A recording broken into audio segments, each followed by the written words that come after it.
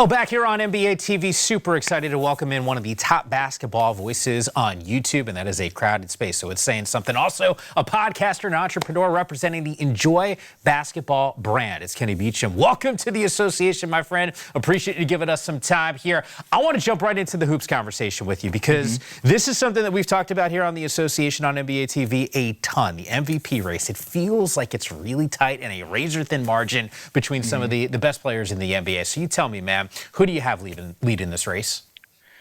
I still have Shai Gilgeous-Alexander number one. The way I kind of look at it, because all four of the top candidates, if we're assuming the 65-game rule won't rule any of those four guys out, they're all deserving, right? If you have Jokic, I can't complain. If you have Wemby, I can't complain. You have Luka, I can't complain. But the factor that makes Shai my MVP right now is the season-long consistency of it. Yeah. Like, I can poke holes in every single one of these cases, whether it be with, Luka having a month where he was still pretty dominant in the sense of the counting stats, or maybe not the overall impact. The same thing with Jokic when he came back from his injury for a few weeks, didn't look like himself. I think from day one of the NBA season to where we are right now, Shai Gilgeous-Alexander has been the most valuable player of them all, because he also checks off all the boxes you could potentially want for an MVP. His team is winning. He's the best player on that team. He's impactful on both sides of the ball. He is maybe the clutch player of the year on top of all of this.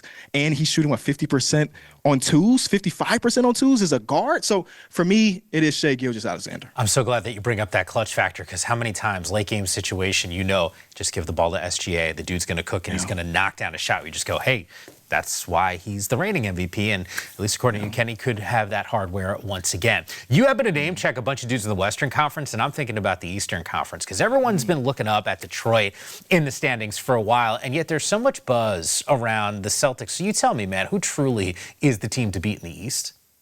Yeah, I'm rocking with the Celtics like many people are. I think of the major candidates out East, I'm thinking of, Detroit, Cleveland, New York, and the Boston Celtics.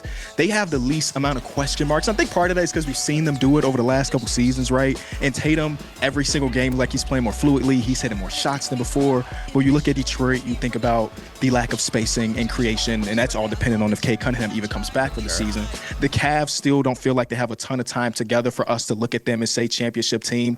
The Knicks on some night look like a powerhouse, and other nights they're losing by 20 to a team that they shouldn't lose by 22. And then the Celtics have just been consistently great between the Jays, Jaylen Brown playing an all-NBA level, Jason Tatum looking better. So, yeah, I'm leaning towards the Celtics, too. There's that toughness factor. I think there's just fans in Detroit that are saying, no, like, we're still the team to beat here. And there's fans in the Big Apple, because I'm not based in New York City, but certainly a Knicks fan. And I think there's some Knicks fans that are going, no, we're still the team to beat. But the point is, I think in the West, it feels more defined, this playoff race here. And yet sometimes you see some parity. In the Eastern Conference, I think you can make a case for some teams really at the bottom of the playoff standings in the Eastern Conference that could make a run. Kind of like what we saw from the Pacers last year. Yeah. Is there a team that really stands out to you that you think could create some noise? I've been thinking about this a lot because, last year was maybe my favorite individual playoff run for a team. And, of course, I've been around for – I don't act like I'm super old. I'm almost 30, but I'll take that as 30 years of NBA fandom. That's super old. Bro, know your audience, man. I'm 44, okay? So, like, when I hear, at first I'm like, well, damn, you're going to make reference to your age. You look young. And then you're saying, like, 30. Come on, man. You get out of bed, you don't even hear Snap, Crackle, Pop. Wait. When that happens to you every single morning, that's when you can start making those age references.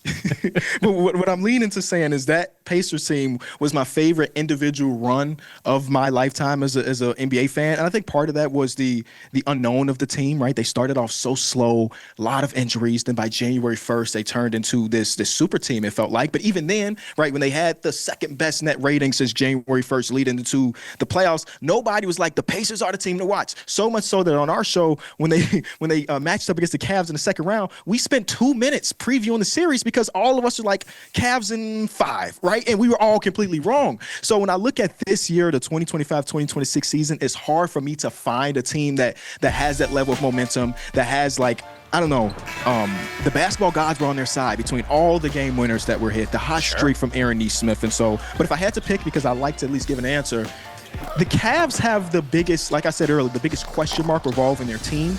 Donovan Mitchell and James Harden have both had some playoff demons, if you will, that they have to exercise in order to make that happen. But the front court size, the on-ball creation, and when they get completely healthy between Max Strus and Gabe Vincent, Sam Merrill, Jalen Tyson, when he comes back, they have a nice little core guys, a group of guys. They have so many different directions of lineups they could put together. So if there was going to be a surprise Cinderella team, maybe it's the Cavs, but I don't feel too confident in it. Okay, I actually like that call because I feel like when I've asked that question a lot, the Hornets come up, and rightfully so, because they're fun. You got all these offensive weapons here. I feel like, just generally speaking here on the association, we probably don't love up Cleveland nearly enough. So I'm glad you decided to go in that direction. The Hornets are not a bad pick either, though.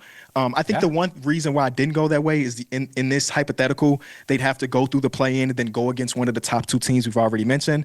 And the one thing the Pacers had under their belt before that run is a level of experience, right? Sure. Pascal Siakam, an NBA champion, Halliburton and company, they had just went to the conference finals the year before. So they've been in those big games, and unfortunately, the Hornets haven't been in those games yet. Okay, I like where your head's at with this, because we talk about experience in the postseason and how much of a dictator that could be in terms of, pointing towards success. Western Conference Finals, if it's OKC, who's got that experience, championship pedigree, or a San Antonio Spurs team that, candidly, just doesn't have that right now. Who do you got? Yeah, listen, on the internet, there's a portion of fandom that call me an OKC Glazer, Mike, because for the last couple of years, even before the championship, I was like, this team is about to do something special. And I recognize that in the regular season, the Spurs have taken care of business against OKC. But there's something about that experience level that I think will cause me to go OKC's way if those two teams were to match up. I'm also looking at the teams that they would have to match up to even make that a reality. Like right now, the Spurs would still have to beat their first round matchup and then probably go against Denver in the second round. That series is a dogfight. And if they get out of that, I'm looking at OKC side of the bracket is like, okay, maybe it's the Suns in the first round and then what's left of the Lakers or the Minnesota Timberwolves. So they may have an easier path and be more well-rested once we get to the conference finals, and that might be a factor. But give me the experience of Shea, and I pray that we get that series because that would be one of my favorite ones. Oh, my God. Seriously, sign me up for it. I think all NBA fans want to see those two teams go head-to-head, unless you root for another team in the Western Conference and you think your team's got a chance to get to the conference finals and then obviously win an NBA championship. I know I brought this up when I brought you on, Kenny. Would love to hear a little bit more. The Enjoy Basketball platform, you're collaborating with the NBA. Tell me about this relationship and what fans can expect. Yeah, I mean, first of all, I want to say it's a dream come true, right? When we started the business or I started creating content, I would have never in a million years think that we'd be in conversations at least to start this partnership. And I'm really excited for it, right? We got some really cool people on our team that are behind the scenes making sure that the content that we produce for the NBA is going to be fun. What we have starting off Friday, a game that we're really excited for, the Charlotte Hornets versus the Detroit Pistons, which might matter for the Hornets, right? We're doing a simulcast, altcast on NBA's app, which should be really fun. Me and my other guys of the Numbers on the Board podcast, really excited to do that because my boy Pierre, a little tangent here, my boy Pierre did a day in the life as a Charlotte Hornets basketball player right before they went on their hot streak. So he feels like he's on the team, right? He's met all the coaches, the scouting team. So he's rooting for them to get into the postseason, as am I. And they were also doing this trivia series. If you know me on the internet, you know I'm a guy that loves NBA trivia so much so that I'm like, at least in my prime, if you will, was basketball reference heavy, remembering stats, colleges, and former coaches and all of that. So we're doing a series that is similar to like, can you beat Kenny Beecham in trivia? And that's a 3-part series, and I'm really excited for it because I get to flex those trivia muscles, if you will, and I'm excited for it. I love it. I love it. At one point, we got to get all of our crew together. We'll take part in a little trivia contest. We'll have some fun on your show as well. But look, nonetheless, man, appreciate you giving us some time here. Enjoy this relationship with the NBA. Continued success to you, man, and looking forward to having you back on the show soon. Thanks, Mike.